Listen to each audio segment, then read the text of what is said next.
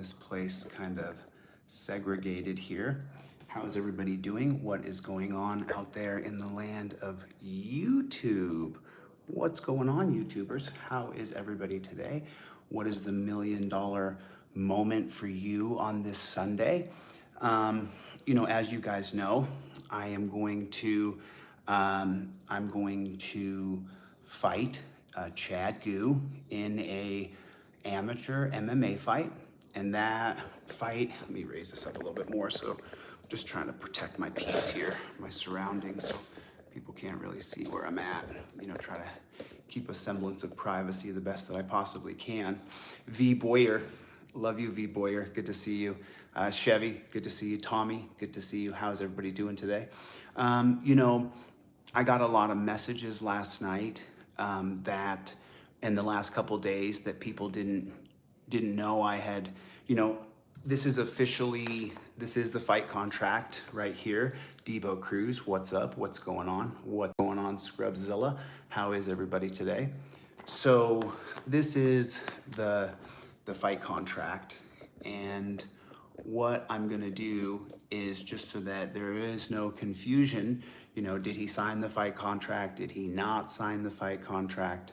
I'm going to go ahead and sign this fight contract here and now, right here on camera, so that everybody can see that I have committed to a amateur MMA fight to benefit St. Jude's charity.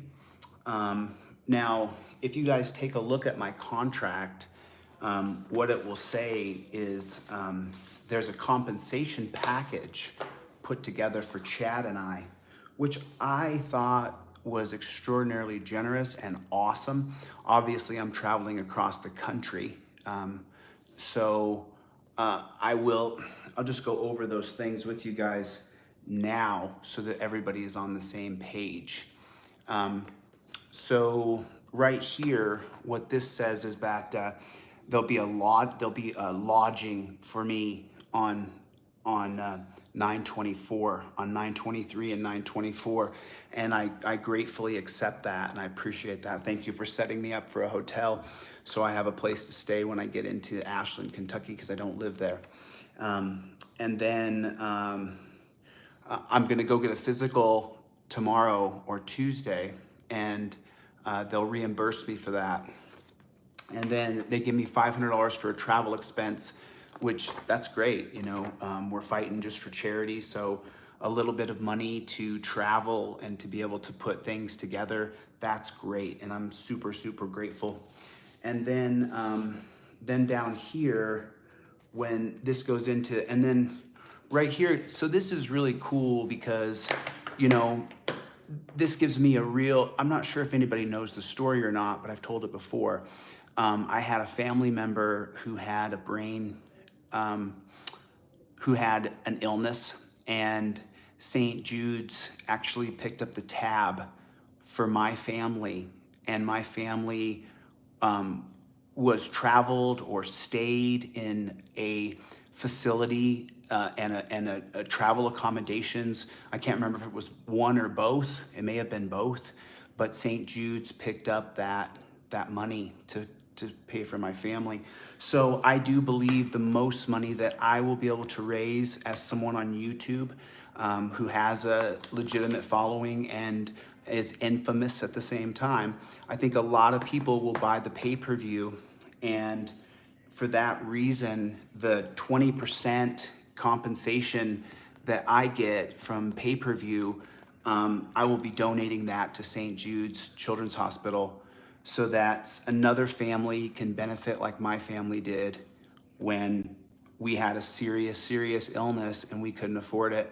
And St. Jude swept in, whether you like them or don't like them, whether the CEO makes $3 million a year or not, they swooped in for us and they took care of my family.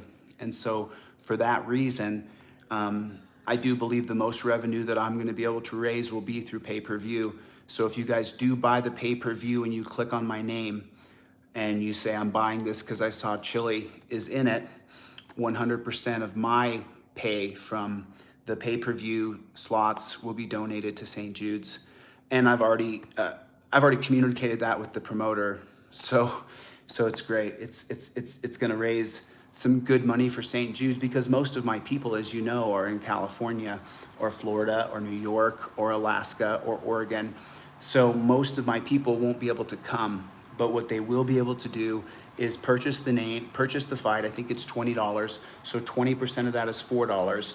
So if I can get 1,000 people to buy the fight, and that's $4 times 1,000, then I would be able to donate $4,000 to St. Jude's by my participation in this charity event. So, you know, that's all I can really do. I'm just a regular person, so I'm gonna train my hardest for a guy who's gonna come in, who's an absolute beast of a dude, and you know, he's getting himself in shape, and so, you know, I look forward to that opportunity to fight him September 24th in Ashland, Kentucky. I don't know if Mike is around or not, but if he is, then let me just real quick give him a call so that we can solidify.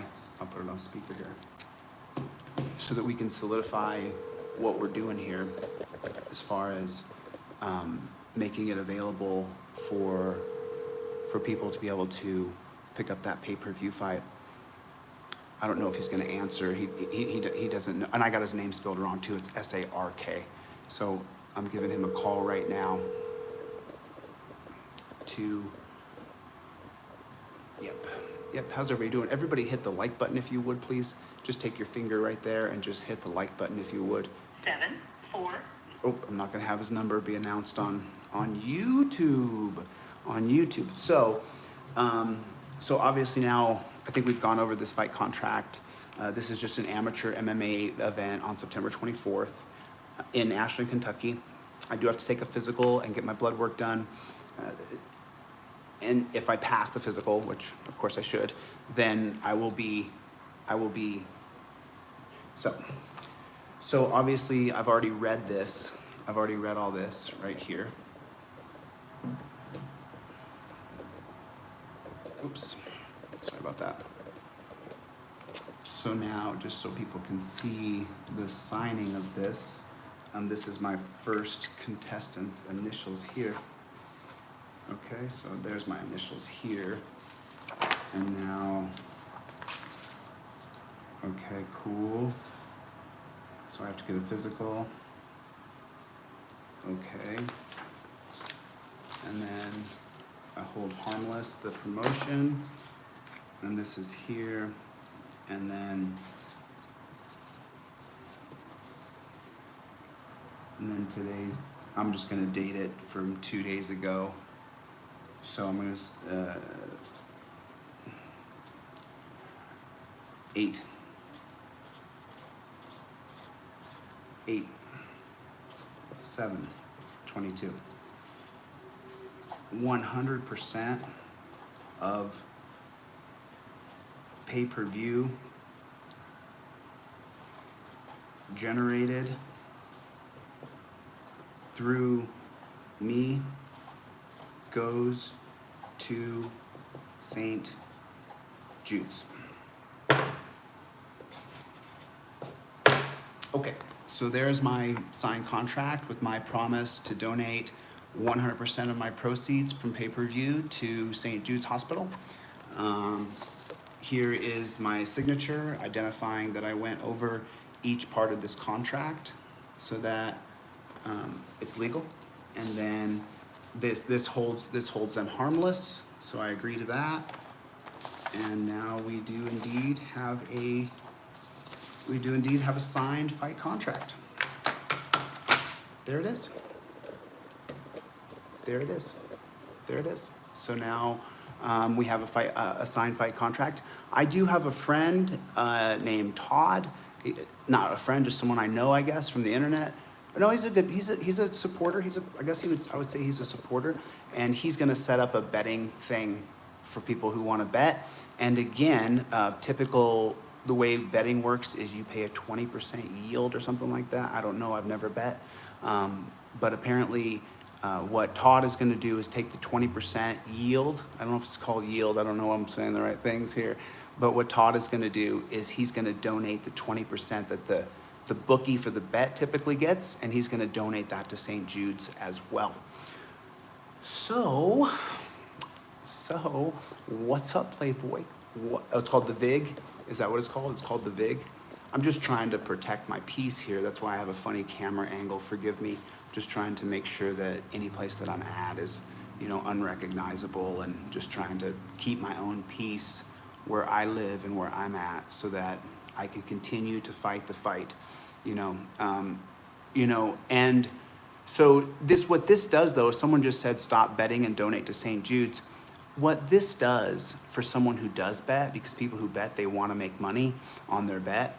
What this does by going through Todd is he's going to have a website with a board that shows everything, and then 20% of your VIG will then, the 20% VIG will then go to St. Jude's. So, you know, doing everything we can do as far as that is concerned, you know, so yeah. Yep. Okay. Okie dokie pokey smoky. So let me see if I can find another where I can stand and talk at the same time here. Let me go right here. There we go. Okie dokie pokey smoky. And now we just have a plain and simple wall here.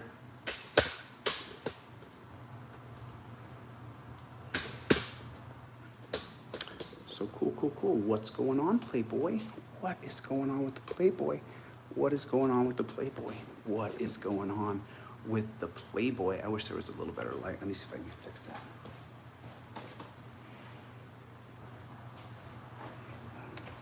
Maybe that will help.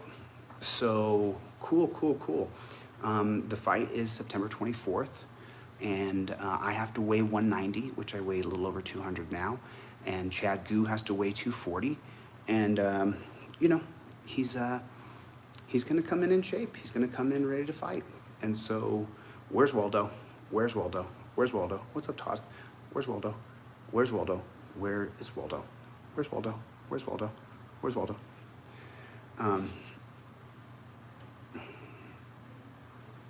Oh, I haven't gotten any emails from anybody. I answer every email, so I haven't gotten any emails yet. You know, I know it, but let's not. Gosh, blank America. Gosh, blank it. Yeah, but let's focus on what we need to focus on. You know, it's something that I really want the moderators to, if you guys would take the lead here, you know, let's only focus on what we're doing and what we're talking about. You know, I have reached a level of zen, of understanding that we have to stay focused on our target like a laser beam. I've brought in someone to assist me in some things that I'm doing, but what we need to do is stay super focused on what we're doing, you know. And you're always going to have people who come around who try to distract you from what you're doing. And, you know, watching the videos back this past week, you know, we have to make sure we stay focused like a laser beam on what we're focused on. So, you know, we just got to stay focused on making sure that and right now we're talking about the fight, and I'm looking forward to the fight. Now you guys see there's a signed contract. There's a fight going to happen September 24th. You know, win, lose, or draw, I'm going to be in it. And, you know, it's, it feels pretty good. What's up, frickin' media? V Boyer, how you doing? Good to see you. Greg, good to see you. No one. You know, everybody was a little late, including me.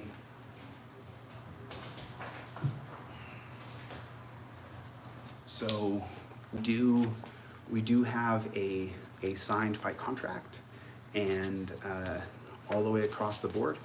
And of the pay-per-view money that I raise, I'm going to donate all of my pay-per-view money to charity. I do appreciate Mike including the travel expense for me, $500, because it'll cost well, it's already cost me thousands of dollars to do this fight.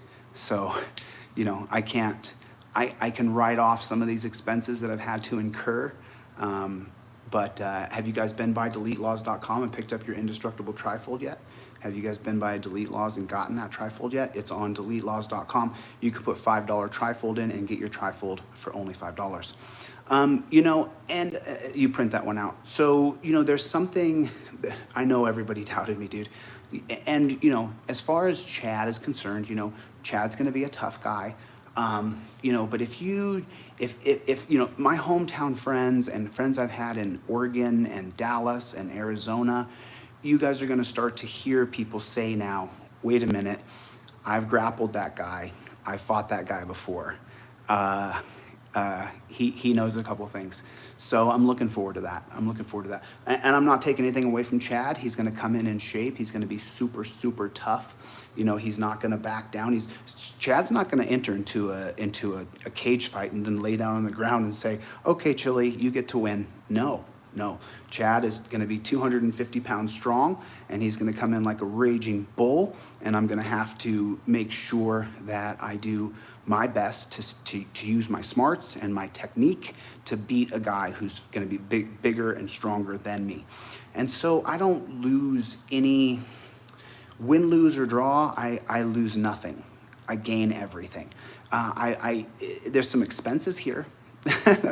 That when you travel to another city and then you set up shop there, and then you have to go and train with people, there are costs that you incur. There's, you know, just the getting the what do you call it for your joints, the different kinds of pills for your joints. I had to go glucosamine, and I just had to buy a bunch of pills for my joints and my ligaments because I'm 47. You know, so it's going to be hard. It's going to be hard. It's going to be a hard grind for me to train this hard at this level in Colorado. It's going to be hard, and it already is hard. But you know, so now this brings me to the next thing I'm going to do. What's going on, frickin' media? What's going on? What's going on, network? How you guys doing? Now, the next thing I'm going to do, just so you guys know, because I had a meeting today with a friend, with a friend's friend, and, okay, let me get some water, sorry.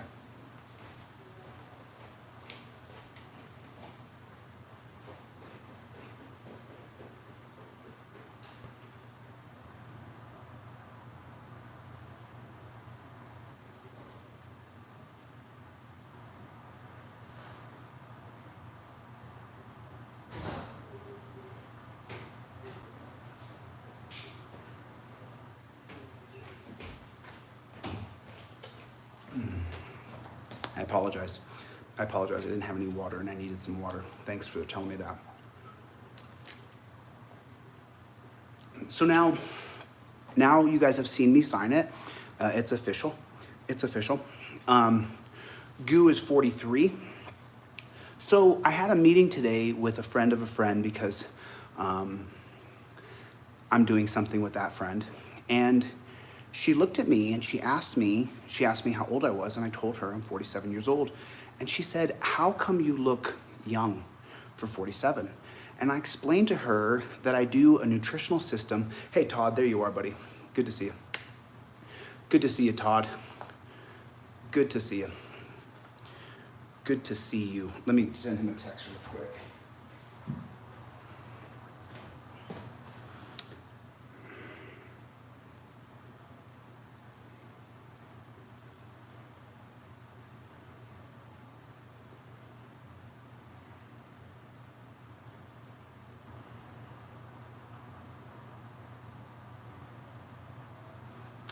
What's going on, Playboy?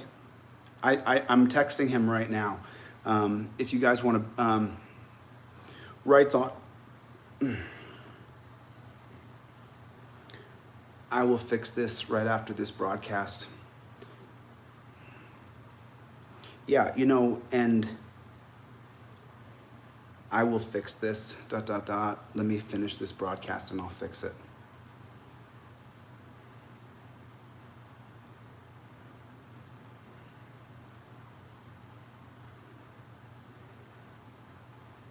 Sorry guys, give me 1 second.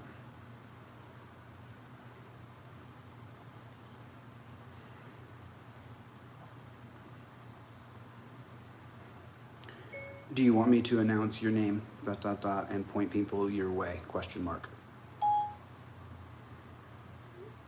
Okay, so cool. Now, now I guess we're all on the same page. So what I'm gonna do this next week is I'm actually gonna do a scientific nutritional and fitness video. I'm gonna do something called Don't Push the Button. That's what I'm gonna do. And I think that I have a way to help you understand how your body works in a very simple way, that if you don't push the button, you're gonna have a lot more success than trying to diet. It just doesn't work. It's so brutal. And in my 40s, I really couldn't keep the fat off. I couldn't keep the weight off. And so I just listened to all these talking heads, Thomas DeLauer, Dr. Rhonda Patrick, Mike Mutzel from High Impact Health. I just listened to all of these different podcasts over that national bird flu we had in 2020. And I listened to their podcasts so much over that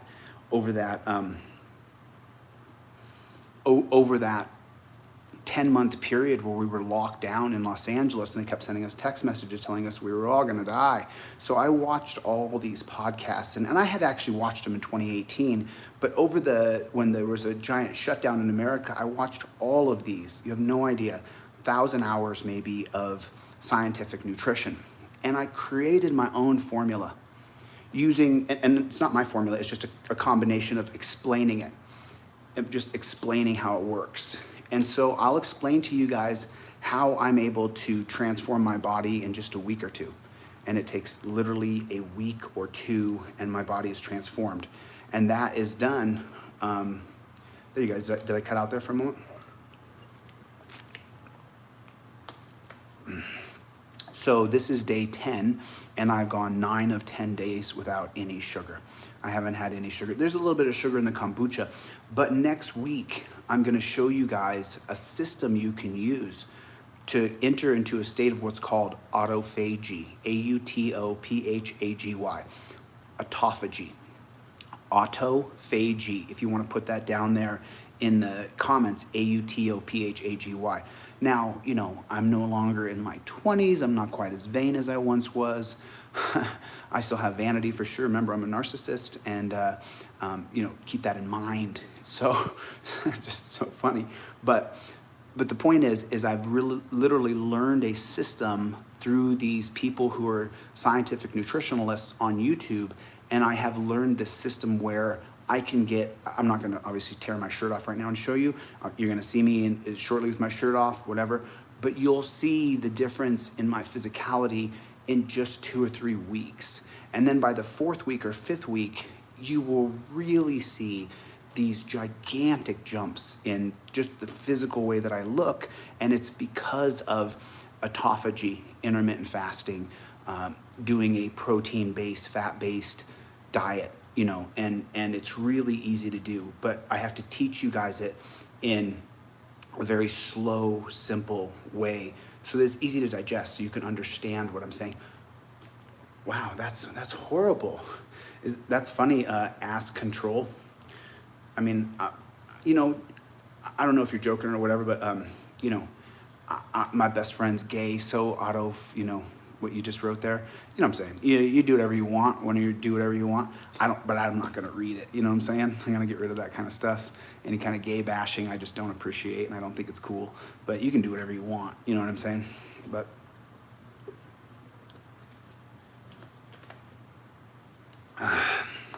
I did not say it. I did not say it. They did not say it. You know, I'm gonna teach you guys something next week that is gonna be, so just so you know, if you guys have any problem with your weight, if you battle your weight, if you have a hard time gaining weight or losing weight, what I'm gonna teach you in 20 minutes is a total game changer. You know, it's a total game changer. What are you talking about, Michelle? Michelle, can you, instead of putting that there, can you email that to me? Can you email that to me, Michelle? Can you just email that to me? That would be amazing. Just email me that, and then I'll know what you know, and then you can let me know. and keep, moderators and the people who are on this team, try to keep everything internal. Try to email me, and so we can all talk about it together. We can't control any other person, but what we can do is try to create a circle of trust. And that's what I'm trying to do with people. And what that circle of trust means that we have our own secrets, we have our own conversations that are not to be shared with other people. And that's what I mean when I say a circle of trust, So that's what I want to create. I want to create this circle of trust with people, so that if we do have an internal problem, we talk about it amongst ourselves. And I realize, you guys don't know the week I had. I'm going to reveal it soon. I'll tell you guys about the week that I had soon. I'm just a couple more steps away from finalizing a couple things. And then I will announce this week that I had, which, by the way, this week, until really yesterday, to be honest, this week was one of the hardest weeks I've had of 2022. Not even remotely close. This last week was, no. It was, I went through some things. I went through a couple things here that have been very hard. And I'm going to tell you guys what those are. But first, I'm going to, V. Boyer, God bless you. Scrubzilla, good to see you. God bless you. I'm going to wait until action is taken. And then I'm going to tell you guys about the week that I had and the things that happened to me. And they are absolutely atrocious. And so for that reason, what I want to focus on is us as a team. And I will create that Telegram today because I was not supposed to be here today. I was supposed to be in another state visiting a friend, but because he's still ill, and everybody, if you would please throw up a prayer for my friend Marcus. My friend Marcus is ill right now. He's battling he's battling some stuff. So if you're a praying person, if you would please throw up a prayer for my buddy Marcus. He is a wonderful man, and he's getting put through the ringer. He's being tested for sure. So, if you care about other people, Marcus is one of those guys you should care about, and it just takes you 2 seconds, something nice. So there's that. And then for us and our team, if we have any problems on our team, I want you guys to email me directly. I want you guys to really stay focused on just what we're doing, on just the things that we're doing. And this week, we're going to go back and we're going to revisit a couple of these cops I had interactions with, and we're going to see if we can build a bridge with these different dark ship empires, dark ship subsidiaries. We're going to see if we can build a bridge with the Muskogee Police Department and with the Morrison Police Department. You guys haven't, Jeff hates pigs. Linkster, V. Boyard, Jack. How you doing, Jack? Good to see you. I will set up the Telegram today. You guys check the community page for Telegram. It'll be password protected. I'm going to start to communicate better with the people involved in this movement for change. And, we should have this website, hopefully by tomorrow. I should be done with the words, and then we'll have a website up. And looking forward to this.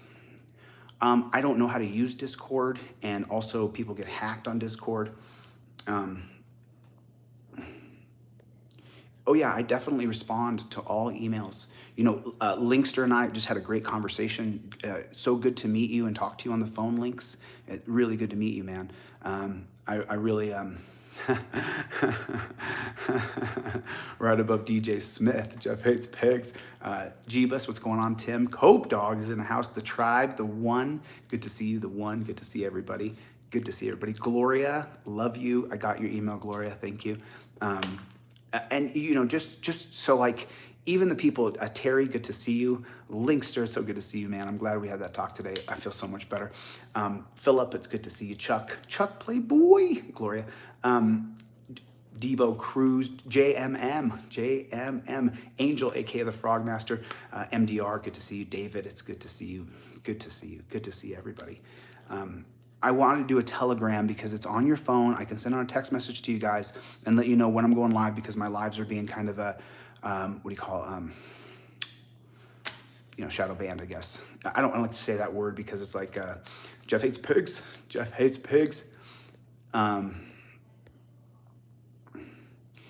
Let's make sure that we stay focused on our page, just our page and what we do. Don't give anybody else publicity move forward with just our page, just what we're talking about. And literally we put on blinders like a horse, because, you know, going into, it's okay. She got it though. Michelle's been along for the ride. I love Michelle. I appreciate you, Michelle. And yeah, so, yep, focus. Vic Ferrari, yes. I'm going to stay focused, and that's the most important part. And this week with Bobby Law, we're going to jump on the phone. Let me see if I can get, so I think, Todd, are you in the room? Todd's in the room. Todd is going to be, he's setting up some way for people to bet on the fight, which is kind of cool. I'll fix it. I don't know if I can get Bobby on the phone right now. I can try to get him on the phone, but let me just see if I can get him on the phone. I shall see. I shall see. Do. Let's see if I can get him.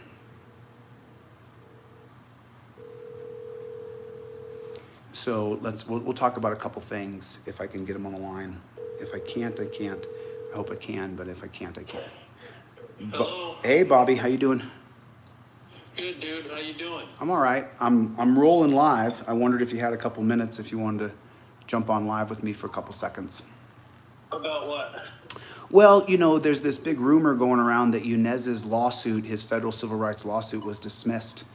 You know, what do you know about that, Bobby, as far as speaking with you? Of course not. Right. Of course not. Right. So I'll put the phone up to the speaker so people can hear you. There's only a few hundred people here, so it's kind of a private conversation, I guess. But Yunez Lofty is a case that we work helping Yunez do his administrative paperwork so he can go, you know, pro se and go in the pro persona and represent himself in federal district court for excessive force, for hurting his wrists when they cuffed him up and jacked his arms behind his back. Now, of course, you can follow along on Yunez's case. It's going to be Lofty versus Holman on justia.org, and you can get pacer.com, and you can follow along the cases on Pacer. So, Bobby, you know, I read on Pacer that the lawyer had responded, and really they just responded about me. Do you know anything? Remember the lawyer response where she I think it's just she wrote a letter and said the service wasn't done properly? Is that true? Are you talking about 12B5 motion to dismiss in Lofty's case? Yes. You remember she said that it was improperly filed? I mean, I get hundreds and hundreds of emails. Yeah, it was improperly served is what they're saying. Right. And there's if you go, I don't know what the status of Justia is and everything like that, but the case is not dismissed, and you can actually go in there and check. And a lot of people, here's what they do. This is how people are so limited in their ability to read. It's like, you know, reading newspapers and things. They have the ability to read a headline, or if they're reading a book, if they have that capacity to read a book, which most people don't, they'll read the chapter headings, and they may look at a table of contents, but they don't read the content. And so I don't have Lofty's case up here, but I can assure you, and if any one of those people out there who want to say that it is, they're total shitheads, and I'll bet them $1,000 cash that they're wrong. Oh, what? See how much money they got. Well, I know that, Bobby. The reality is it's not dismissed. The courts want people to use, this is redressing your grievances under the First Amendment. So the courts give you every opportunity, especially a pro se, to proceed with their case. And they don't look for every opportunity to get rid of it and look for some technicality. You know, the case law reads, if I recall correctly, without naming any, but because it's different for different federal jurisdictions and states. The reality is this, is if somebody makes there's a claim that you didn't properly serve it, you know, what these ignorant attorneys do, you can tell they're rookies. What they'll do is they'll file with their motion to dismiss, they'll attach a court order. Right. Well, if you've been in federal courts before, the federal judges are going to laugh at you and say no. Because of the more serious nature of their cases, they write their own orders because they have to use what's called the findings and facts and conclusion of law to generally address how they came to the conclusion to support their order. And state courts, they don't do that unless you make a request for it. So these are treated a little more seriously. State cases, state courts are a lot more lackadaisical, and they don't like to do the work.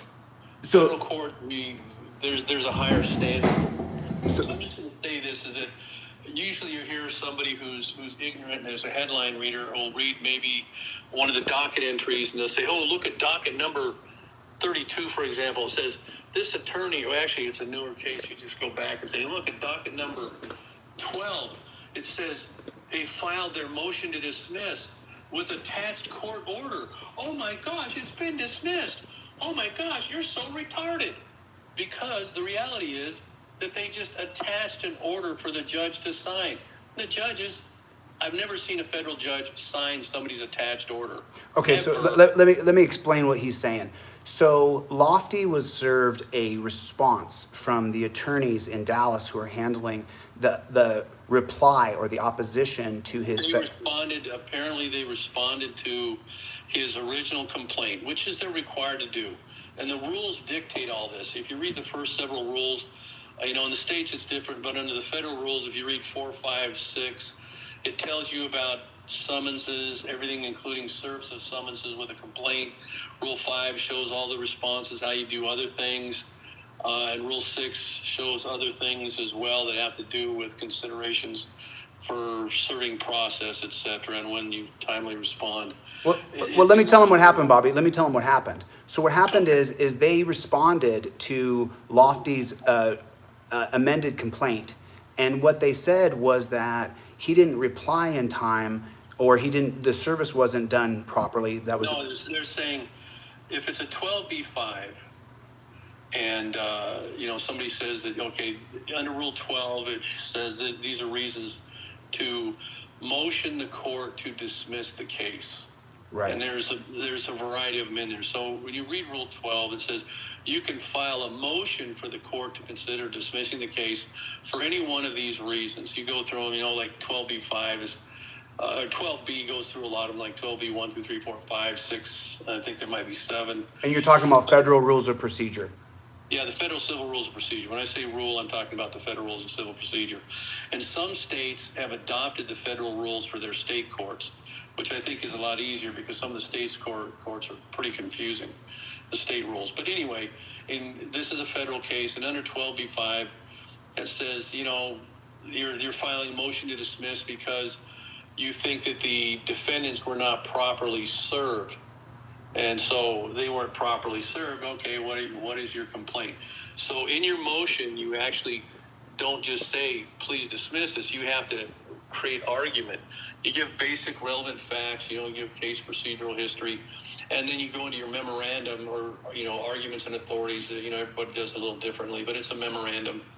Why it is you think the case should be dismissed, and in there you put your reasoning why and what the case law is to support your argument.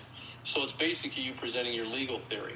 Right, and what they did is they replied and said we didn't respond properly by service, and so they want the case dismissed, and then they included a pre-written order by the judge, and as you just heard Bobby say, in federal court, the judge writes his own order and lists the reasons why he did it. In state court, they don't do that. Yeah. So that means the prosecutor who's replying to Inez Lofty, what she did... It's not a prosecutor, it's an attorney. Oh, she's an attorney. I thought she'd be working in the prosecution. Because, this isn't a criminal prosecution.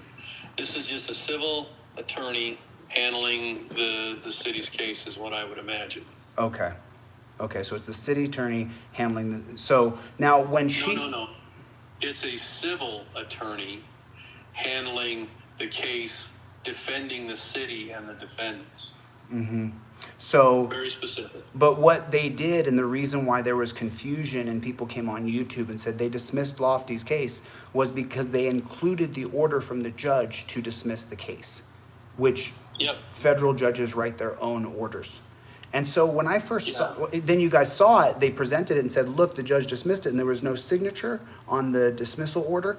And you know what? The reason there was no signature is because the judge didn't write it. So when the judge got it, he immediately said, this is a rookie move because we write our own orders. Yeah, that's the first thing. They're not going to say it out loud, but sometimes they have said it. We've been in hearings where they've said it.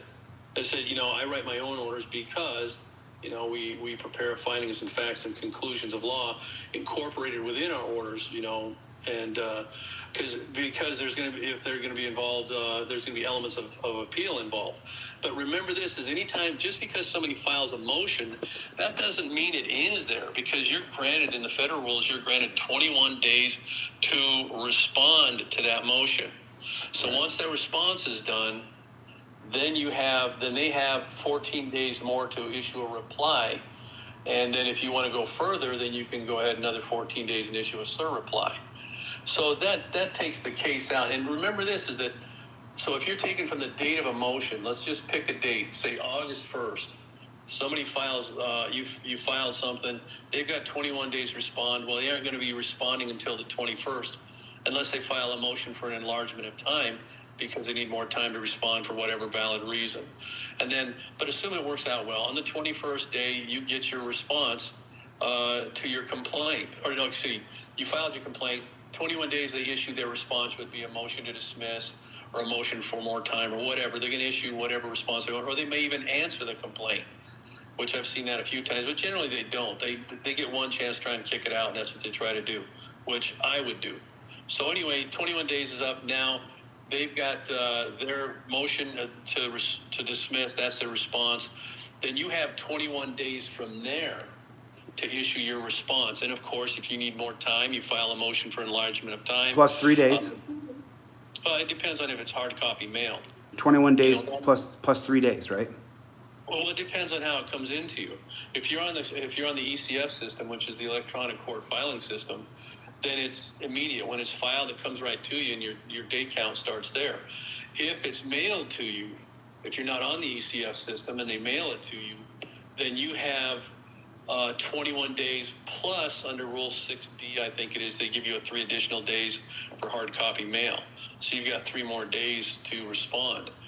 But it just depends on how the motion was filed and how you accept service, which you're allowed to state. Under Rule 5, it says you can state how you consent service unless you're ordered by the court to be on the filing system. Mm-hmm. Now, I believe Lofty's case is up in Dallas, and Dallas requires you to be on their ECF system. Right. Some jurisdictions require that, so he doesn't get the 3 days. He would have 21 days from the date of the filing of the motion, because he's on the ECF system, which means as soon as it's filed, the court makes sure it's emailed to him. Mm-hmm. So that's the way that works. Mm-hmm. So going through the whole process, they get their 21 days, you get your 21 days, and if you're talking about a motion he received, he has 21 days to respond, which I imagined that had to have happened sometime recently. Mm-hmm. And then you have so many days to reply, and the court has to wait for these time deadlines to run out before they issue a ruling. Someone wants to know about registered electronic mail. He just went over that. You can get on the ECF system through the federal court system. You just have to, a notice? You actually have to file a motion for it in most courts, in the federal courts. And the only way you can do that is if you have an active case. Then you can actually petition the court through motion to be on the electronic court filing system. And in some places, we've seen the courts deny them. They say, nope, we don't want you on our ECF system. Oh, they just want you to file hard copy. And then, the other thing, Bobby, so Yunez Lofty's case is not dismissed. It's still ongoing right now. So he's still there. And then the other thing is a lot of people said that I lost my lawsuit in Ironton when I sued them locally. I think we've mentioned this before, but I got an email just today or yesterday, someone telling me that I had lost my lawsuit in Ironton against KNOWK, against Andy Bernhardt, the clerks, and the Ironton Police Department for defamation when I first went there. Do you remember that? Well, that's all basically being, whatever happens in that case doesn't matter, because that, as I understand, is being moved to your First Amendment complaint. So, because that's going to be a proper jurisdiction, because you had government employees involved with passing off false and misleading information that disparaged you, but basically brought false claims against you for criminal action. That's right. So That's right. So that, and they acted as an agent of the state by being the ones who participated in the public defamation. That's because right. they have a responsibility as well. But anyway, that's, without going into all that detail, if that local case was dismissed, it doesn't matter because the claims are being moved to a federal court. Right. So we added them. It doesn't matter. And then I'm going to respond by August 11th. So if you guys want to look, it's actually not due till the 14th because I'm not on the electronic mailing system. I'm on the physical. Well, we'll talk more about that, but you sent me something and I looked at it, and I believe the court gave you a hard date. So let's just stick with the hard date. Yeah. I think that if it says August 11th, you'll send something to them because you don't have an agent out there. What my suggestion would be is that you just use Federal Express to overnight your response, and then the court clerk has to accept it and file it, and it'll be timely filed, and then you go from there. Yeah, that's right. And you know, Bobby, a lot of people tell me that, you know, that you and I are giving free legal advice. How's that?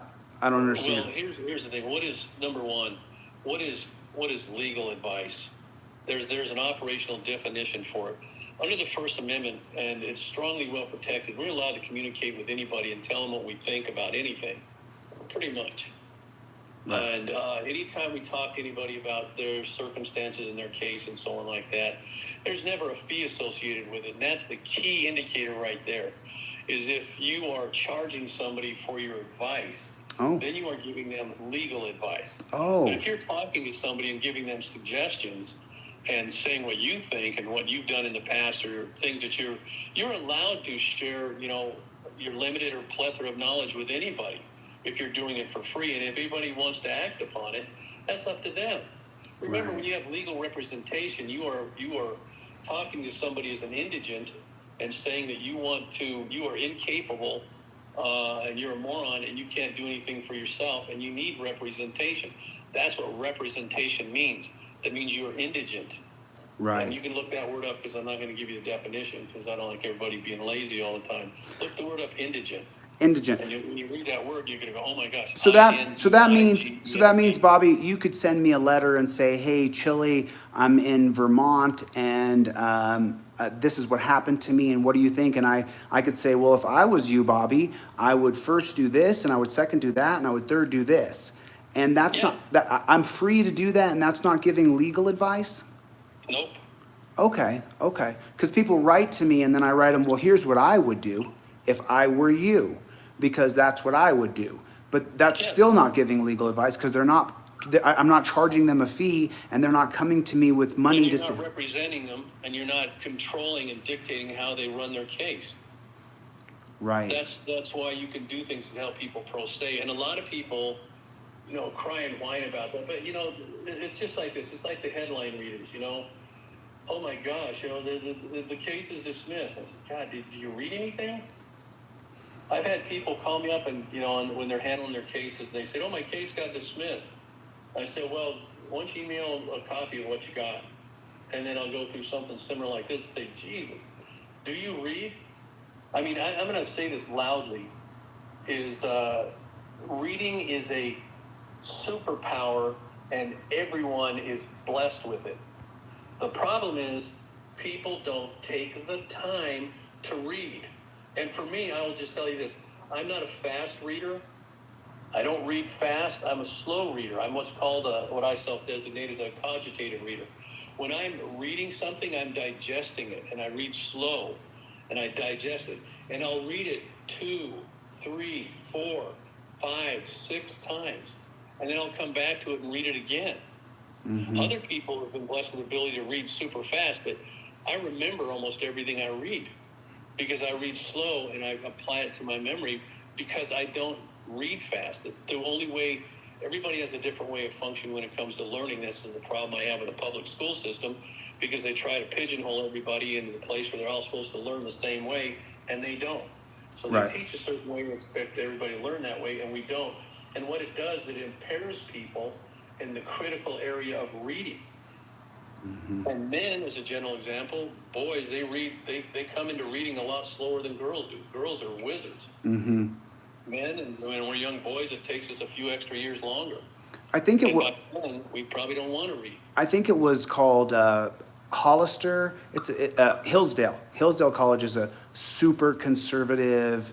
I would even call it a right-wing college, Hillsdale College. But they released a study, and this is the reason why when I was talking to Christy Roan, I was so adamant about her reading to her children. Their study they did in Florida on felons in the penitentiary were that 99% of the felons in the penitentiary, and I could be off by my percentages, but you can look up Hillsdale College study on Florida penitentiary with reading. And what they said was that if your kid can't read by first grade, if your kid can't read by the first grade, they're in the 90th percentile of becoming a felon and living inside of a prison.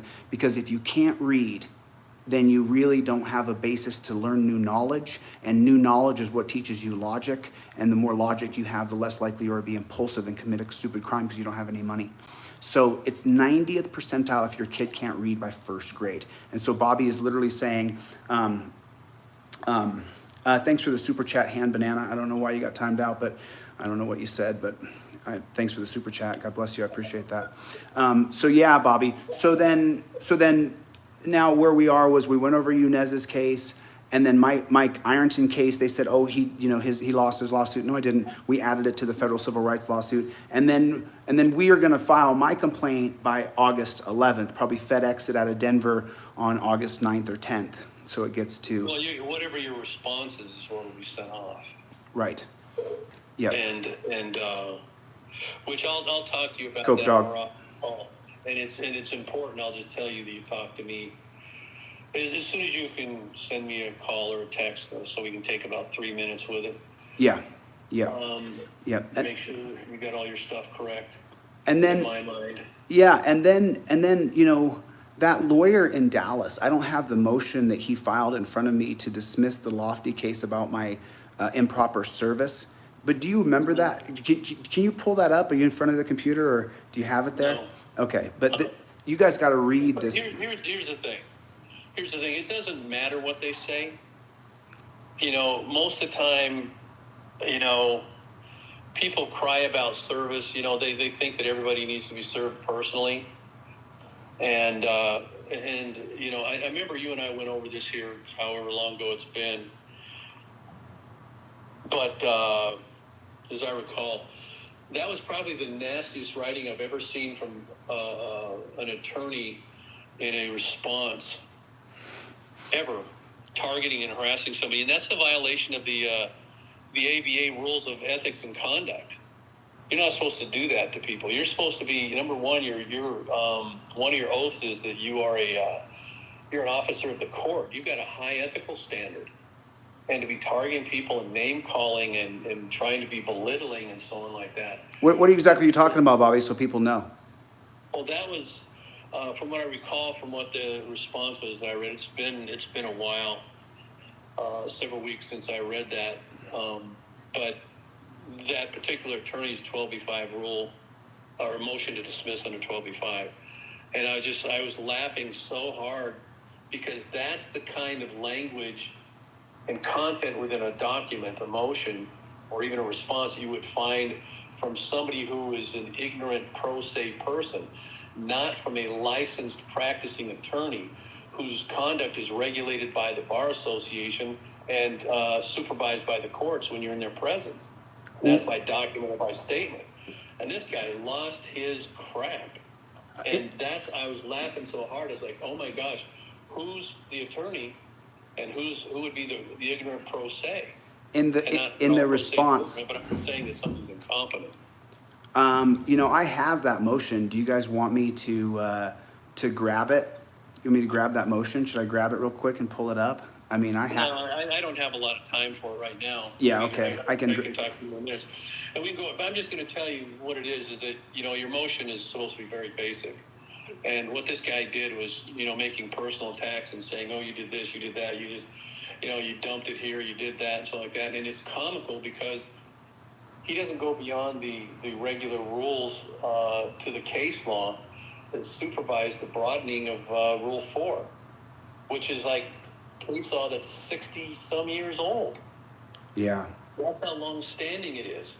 Yeah. And if you're coming down to the issue, when you talk about serving people, and I don't want to go into it too much right now because it'll overwhelm the listeners you have, is that, the whole purpose of service is give somebody adequate notice that they are that they're being served, and to give them ample time to respond to provide their defenses or whatever they need in a response. And that's all the purpose is to give them, notice. So the guy writes a response. The guy writes. Give them actual notice, right? So what Bobby's talking about is when I served the city of Forney the federal civil rights lawsuit at the city attorney's office in Forney, I went. No, you served didn't you serve the receptionist? The manager, city manager. A city manager. So I went there to serve the city. And the city manager is designated, and it says in Rule 4 that you can serve the chief executive officer of the city, and the chief executive officer under the governor or of the city of Forney website, because I looked this up, is the city manager. He's the chief executive officer. And if you serve his executive assistant, well, then the city's been given actual notice because she answers directly to him. She receives his mail. She does everything for him. And that's oh my God. I mean, this is funny.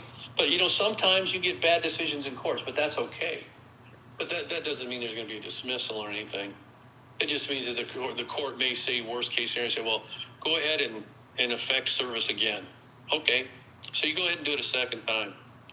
And, it's not a big deal. People think that, the courts are looking for every reason to just get rid of a case, and they're not. And this is what I'm learning from Bobby, by the way, because I had a real problem with working with the feds or trying to get justice from the feds. And Bobby has educated me because he's been involved with a lot of people who have gone to the federal court system. And Bobby has assured me that inside of the Justice Department, there are actually people who are just like me and just like Bobby and just like V. Boyer and just like Scrub and just like Mike and just like Greg and just like Cope Dog. There are people who are just like us inside of the Justice Department, and they just like Vic, and they will fight for us. You just have the judicial system. The system itself allows you to fight for yourself if you're just willing to bring that federal civil rights lawsuit. And they didn't effect service to me properly, and the judge wrote us back and said, hey, you got a case here, but you didn't respond in time or properly, but there's a case here, so we're not just going to kick it out of the federal court system. We're gonna schedule you this amount of time, and now I have until August 11th to respond because I never got any paperwork in Los Angeles. So I thought they were just going to kick it right out. That's called an order to show cause. They're going to say, hey, why haven't you said anything? And that's a different thing. Chille can talk about that, as he wants to, once we, kind of go over his thing, work out any bugs or questions he has. Right. But I'm just going to tell you that, as a general rule, and this is something people they forget, and I'm going to beat a dead horse here because every time I talk to people, I always remind them that we have a creator who created us in his image with no intermediary. He created us in his image, and we the people got tired of what was happening around the world, and we saw what we have to understand. History is longer than we are, and been around longer than we've been around. And you go back to this, prior to the Revolutionary War, the people got sick and tired of the things that the English government was doing, which is pretty much King George. And what he was doing is he's issuing, and I'm going to tell you something, these are things that are happening right now. The English government, through their military over in the colonies, could come over to your house anytime they wanted to, if they felt that, something was wrong or crime was afoot, or you said something bad about the king, they could arrest you without a warrant. They could hold you without due process. They could keep you there and without a speedy trial. They could do anything they want. They could take your property and everything like that without due process of law. And the whole point of the Constitution was, number one, to establish and protect our God-granted rights. So through the Constitution, we the people created a government of the people, by the people, and for the people. And that's huge, because it's not just the government and the laws, the government and laws of the people, which means we created them. And when it says, now I got to back up 1 second, it says we're supposed to be a certain type of people if we're his people. We're supposed to be a moral people, ensuring that other people's rights are protected. And so we ensure that other people's rights are protected. And so when we created our government, the number one duty that we instill in the creation of our government through its appointed elected functionaries is that they swear an oath to support and defend that Constitution. If it's on the state level, it's the state Constitution. And it's in their oath. Look up United States Code Title V. You'll find the oath of office for everybody that functions in the federal government. Under the states, you're going to find it under, the oath's going to be somewhere in the NR, whatever state it is. It's going to be in the statutes. And it says right in there, the first thing is that they must swear an oath to support and defend the Constitution, which means the rights of the people is their first duty. Their first thing is to make sure that our God-granted rights are protected. That's the whole point of the Constitution. The Constitution is to ensure that our God-granted rights are protected. And the people that become functionaries within the government understand they're American citizens first. They're people first of these United States. And then when they function in the government, they're there wearing a suit during 8 to 5 or whatever their hours are, and that suit comes off and they become a person again. And everybody keeps forgetting, if they go to work for the government, oh, I work for the government. Yeah, exactly. You're a public servant. I remember the first time I talked to police, I was in a city and state, I want to say Colorado. And I asked this guy, I said, do you even know who you work for? And this is going back a number of years. By the way, we were probably the First Amendment auditors out there. And through us, we helped get a hold of a couple organizations. They learned how to do First Amendment auditing, because we were doing it before that. And I told him, I said, do you even know who you work for? He goes, yeah, I work for the city of Lakewood. I said, no, you don't. I said, your paycheck comes from there, but read your oath of office. You work for the people of this state when you were employed as a government office, but you're still one of the people first. Would you want anybody who functions in public capacity to do as you're doing right now? No, you wouldn't. That's why we have them do this first. That's why judges, everybody who works within the confines of our government structure, they have an oath of office. And if they didn't swear one personally, depending upon the position they have what's called a supervisory oath. That means they work under somebody else's oath of office. And certain clerks and certain governments like that. Sorry, I'm getting a little riled here. But certain clerks within the offices, they work under supervisory oath. Right. But that's what we, the people, created through our government and legislation and mandated from our employees when people go to function in there temporarily, because that is not their life. Mm-hmm. They're there 8 to 5 or whatever their hours are. And outside that, they're one of the people, and they are one of the people that are supposed to be vigilant to make sure that our public functionaries do what they're supposed to do by supporting and defending the Constitution and our rights. Right. And remember the First Amendment, what that does, it gives us the right to redress our grievances against our government. That's right. Why is the First Amendment so heavily under attack? That's the big one, because without the First Amendment, we have nothing. Without the First Amendment, you don't have a Second Amendment. You don't have a Third Amendment. You don't have a Fourth Amendment if you don't have the First, because nothing else can support it. Wow. Because if you don't have the First Amendment to redress your grievances and speak freely, then you have nothing else. And that's why when you go back and do a little historical research, and look what was really happening, what the people were complaining about before they developed the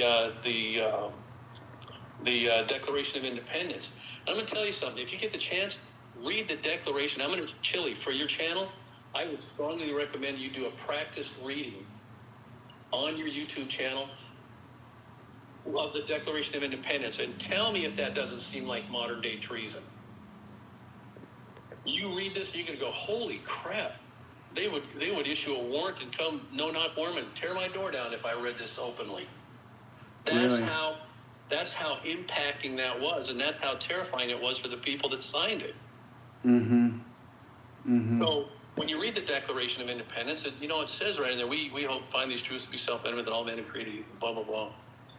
And hold these truths to be, self-evident. But anyway, it says that there are God-granted rights. These rights are for the people. They're God-granted. Yeah. And people don't realize that, the foundation of our country still comes from John Locke. And what Bobby was saying a minute ago is that your rights come from God. And when you say that, you don't have to be a religious person. You could be an atheist, but your rights still come from your creator, from your God, whatever that may be. And I've encouraged everybody to go and listen to Jeffrey Kaplan's lecture on divine morality by John Locke. What Bobby was saying, to his point, is that you are a specimen of God. And the fact that your body and your soul belongs to God means that you have rights that are inalienable, given to you by God. At birth, you're born with these rights. They are your rights. And the government of America just recognized that. That's all they did. And that's why they wrote them down in a Bill of Rights. But the rights were given to us by our Creator. And if you're an atheist, as I was for 20 years, then your rights are still intact at your birth. So you don't have Actually, they are.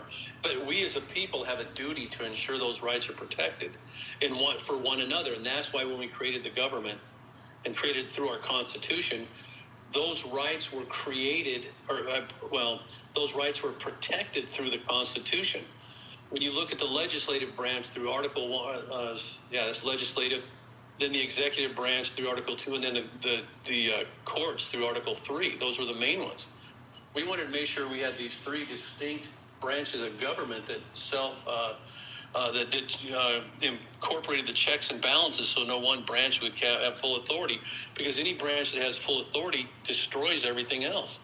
Right. The executive branch, when the people complain, who do they complain about regularly? The executive branch of government.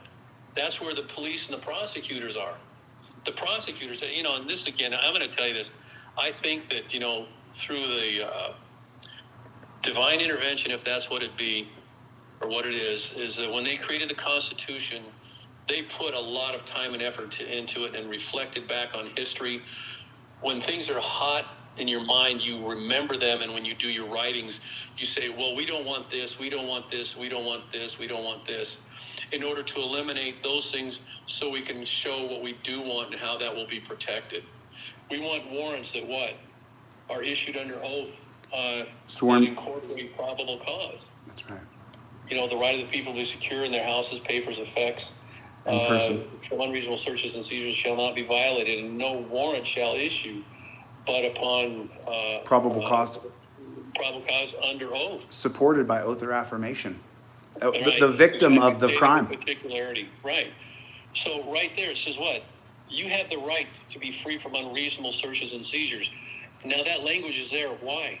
Because there obviously was an awful lot of unreasonable searches and seizures taking place. Mm-hmm.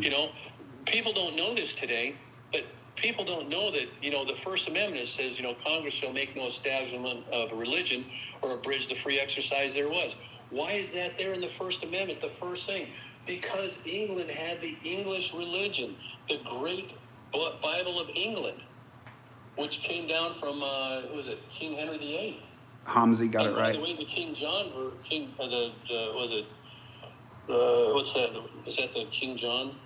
King James, King James. Mm-hmm. The King James version that came out in 1612, it is 90% the same exact writings from the same book. Wow. It's the same thing. And what they don't tell you is this: if you do a little history, you'll find out that the translation of the Latin which was a dead language at that time, was done from Latin to English by the people here. And the Old Hebrew, which was a dead language for even longer, was translated from Latin into English. So you ever hear lost in translation? Yeah. That's why I went back and started studying Latin and started studying Hebrew and Phoenician. And I found out, what it says in the original language is not what you think it says. Lost in translation. But anyway, the point being is when you look at these things, we hold these things to be self-evident. God granted our rights. We as a people need to protect each other. We did it through the formation of our government when we created the Constitution. And through the Constitution, we require that everybody that functions in government to support and defend our rights and when they function in the public. So anyway, without going down. So you learned Latin so that you could read the Latin and transcribe it yourself? Yes, I studied it for a couple years, but then I got Latin is remember this, it's a dead language, and whatever modern day translation, it's like even the modern day Hebrew, which is going to probably offend some people, wasn't created as a language until 1875. It'd been a dead language at that point for over 1,500 years. Mm-hmm. And trying to go back and create a language. Oh, excuse me, the New Testament was Greek. They translated the old Greek into Latin and then into English. And so you've got, double loss in translation. That was back in 1494. And then in, I think it was 1505 was it was translated. And then whatever the guy's name was, which I don't recall at the moment, was commissioned by King Henry VIII to write the Bible, which is called the Great Book of Bible, because they got tired of the Pope when people were Catholics there, giving up their property and money to the Catholic Church when they passed on their estates. And King Henry VIII and his council said, hey, man, we need to stop this. That's why they created the Church of England. Oh, I see. To stop the church from taking so much land. Land and money. Wow, I didn't know that. And so, yeah, it was money. King Henry VIII said, hey, we need our money to fight our wars. And we can't do this anymore. So that's why that English was created. And what was her name? Queen Mary of Scots, I think it was, tried to reconnect the Catholic Church. And that battle went on for over 100 years. It was finally resolved in 1612. A little earlier, but at the time of the writing of the King James Bible. What you're saying, Bobby, reminds me of Jean-Jacques Rousseau's Amour Pourquoi, A-M-O-R-P. How do you say it? Yeah. How do you say it? You're right. That's good enough. Is that Amour Pourquoi? It's French or Swiss, I believe. I can't say it properly, but Amour Pourquoi, however you say it, I'm not trying to be disrespectful to anybody's language. That translates to ego for us, but that's not the real translation of amour pourquoi. It means something much deeper than that, and so, it's kind of like love of self. Love of... What'd you say, N? Same thing, love of self. Right. Tasha said love of self, love of me. Right. And so amour pourquoi doesn't really translate, love of self, ego, those things. And then as you go down the line with Jean-Jacques Rousseau, this is a central tenet of his teachings, is that your ego, amour pourquoi, or self-love, is the reason why we get screwed up. So translating words means a very big deal. And what Bobby is saying is that the Bible had such a great effect going from Greek to Latin to English that it was translated improperly. So he went back and learned those languages so he could transcribe it himself. And where does that leave you now today, Bobby? This is a lot of information. I'm not at liberty to discuss that at the moment. Well, I think I have a better understanding of spirituality in our Creator, and he's self-identified. It's in the King James version of the Bible, and it's funny they call it version. And there are other versions of the Bible have gone before that. There's been versions since, but they're all based on the translations, pretty much going back to the King James Bible, or the Great Bible of England. Okay. From Henry VIII, and the translations that were done in 1494 and I think 1505. How many hours a week do you think you spend reading, Bobby? Oh, what was that again? How many hours a week do you think you read? How many hours a day do you think you take in reading, because you have a wealth of information? Oh, God. I would say if I did less than 15 to 20 hours a week, I would be slacking. Right. Right. So you get and the reading is, saying reading is kind of oversimplifying it. It's research. And by the way, just so you know, most of the people that translated or created the King James Version of the Bible were attorneys. Mm-hmm. Just so you know, his council of however many people he had on that, they were almost all attorneys. Wow. I didn't know that. And it's the crazy thing. None of them went to law school. They were just scholars. Oh, really? They just studied the law? That's all they did? Because law schools didn't exist. That's a modern day creation. Yeah. Right. So a lot of people give me a hard time because I haven't been to law school, Bobby. And I know the level of constitutionality law that I understand, but I hear it all the time that I'm not a constitutional law scholar because I didn't go to law school. Well, guess what? Scholar means to study and have learned something. And, remember this, is that when they confer a degree upon you for anything, it just means you went through the basic coursework to have a general understanding of a specific topic. It doesn't mean you're practiced. It doesn't mean you're studied. It doesn't mean you're expert. It doesn't mean anything. It just means you've done that. And when you actually get into the courtrooms and start helping people, do this, you become a barrister. They had certain procedures. You had to buy that funny little wig.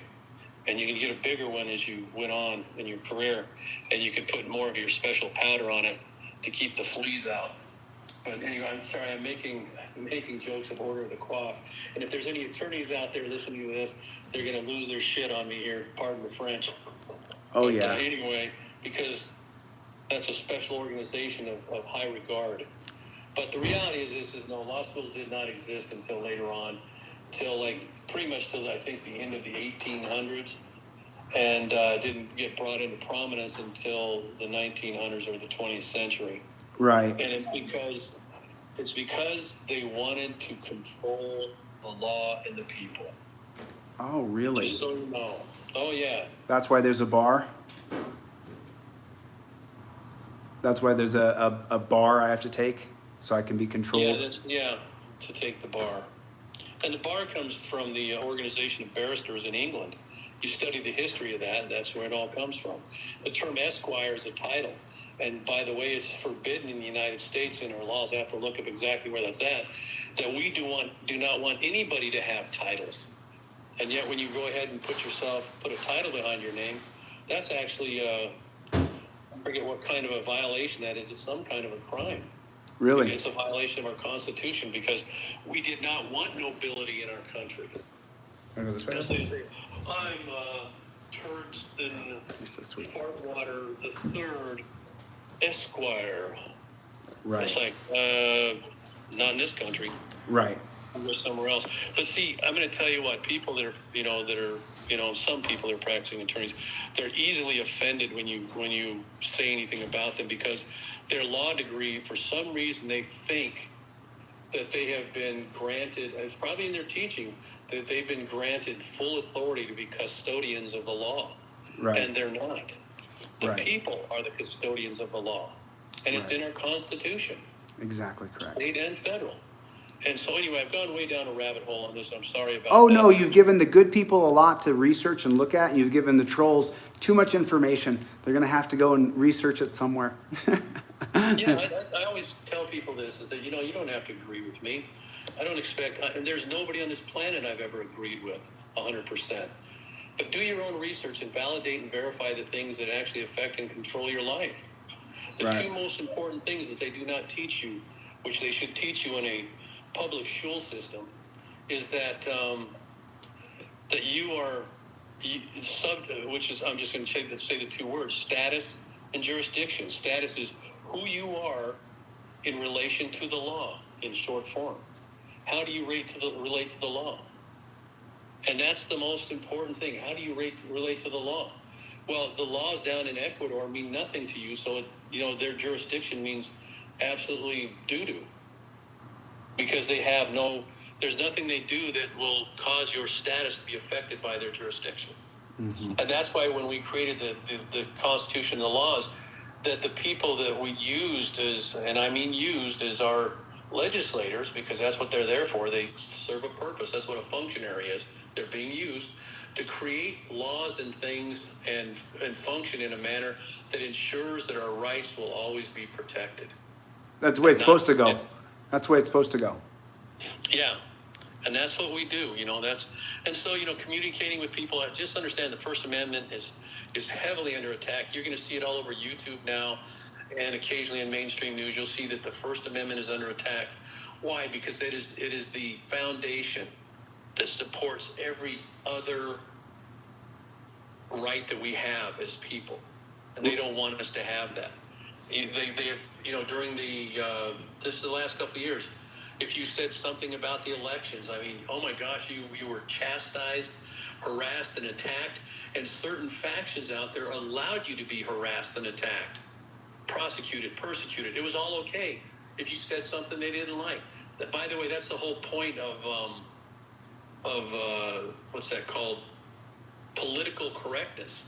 Right. They don't want you to have free speech. They want you to be persecuted and punished for not having the speech that they like. Well, that right there on its face is violation of the First Amendment right. There's a lot of people that say things and do things that I don't agree with.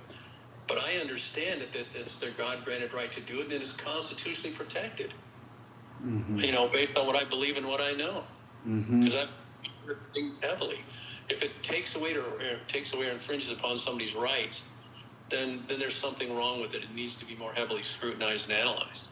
Right. But like some people choose to, smoke pot. I don't. But you know what? I believe it's their right to make that choice.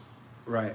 As long as it doesn't infringe upon the rights of others. What you just said a second ago, Bobby, so people understand, people think we have the Second Amendment so that we can enforce the First, but that's not true. What they're doing across social media is they're banning guns and talking about guns, which leads you to the reason why on most of my videos I start with finger guns. Because when you are not allowed to talk about your Second Amendment right, they're trying to strip your Second Amendment right. They did a fantastic job with Native American Indians.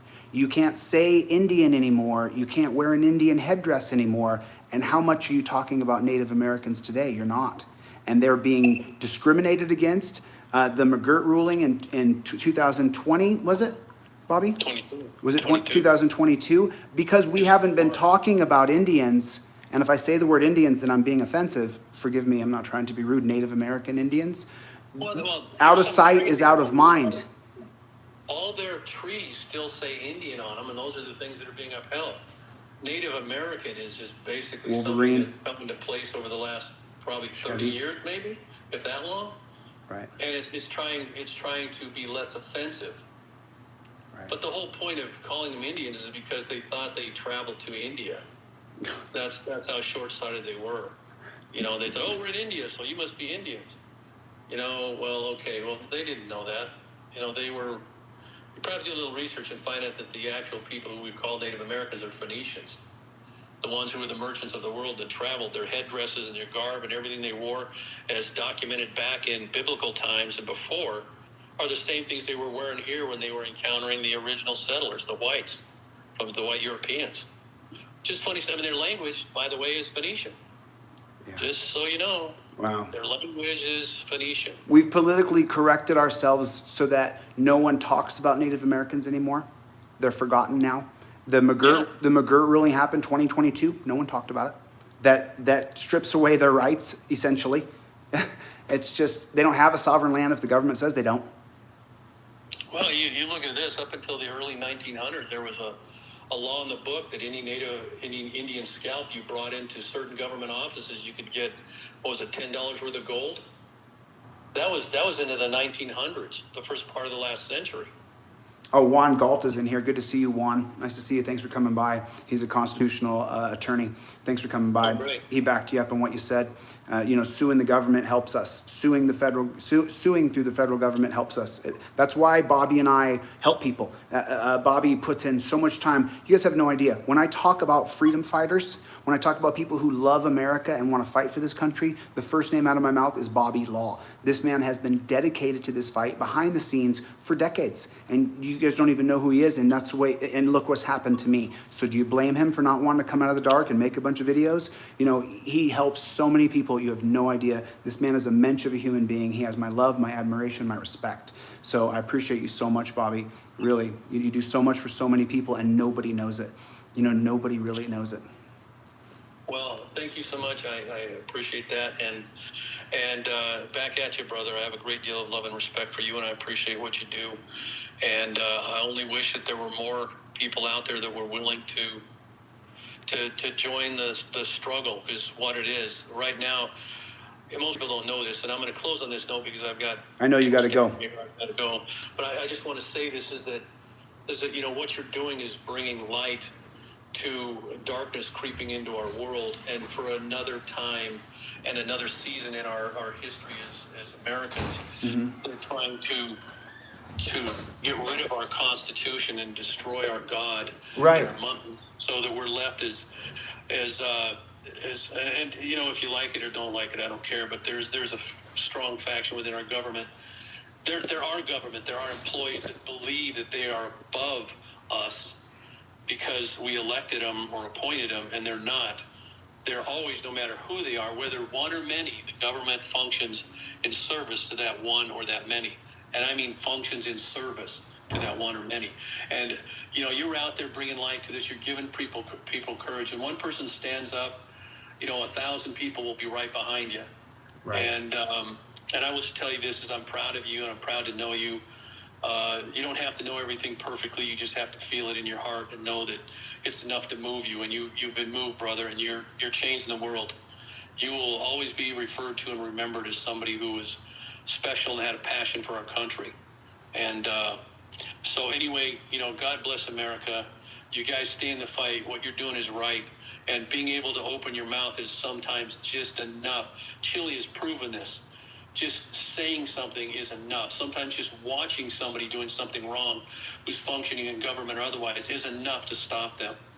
Chille's come up there and recorded. I've done this hundreds of times where I just walked up there and watched them or said something like, hey, do you have a warrant? And all of a sudden they disappeared. They just looked at each other and said, oh, let's get out of here. Or you're holding up your camera and you say something. Right. It makes a difference, because where does evil function? In the darkness. It doesn't do it in the light. Right. It doesn't when it doesn't believe. They do this when it doesn't believe, that they don't believe there's witnesses. Bobby was on the phone with me when I ran off those border agents. Yeah, I'm telling you, I've seen it. I mean, thousands of times overall. I mean, I couldn't even count. But anyway, love you, brother. God bless you. Love you too, Bobby. And, thank you for welcoming me on your call. And I'll talk to you later tonight for a few minutes, and then I'll go from there. But anyway, take care, everybody. Take care, Bobby Law. Bye, buddy. Okay, everybody, so Bobby Law joined us. That was great. Super grateful that Bobby had a few minutes to be with us today. Tom, good to see you, man. Thank you for coming by.